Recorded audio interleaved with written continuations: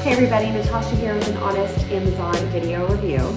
I am holding this curl because I just used please forget the name of this, the Hosen curling iron. It is 3/8 of an inch. It is so small, but it is such a fun look, different look. I have 4 straight hair, and so I can do my entire head to look like this.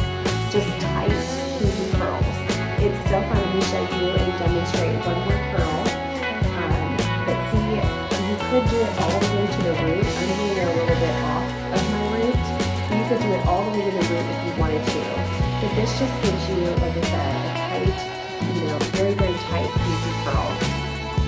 See?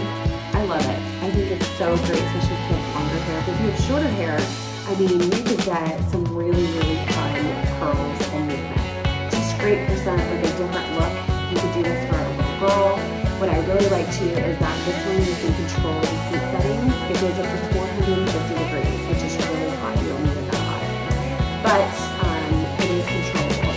And so, especially for the price, this is such a great tool to have in your arsenal just to switch it up and do something different.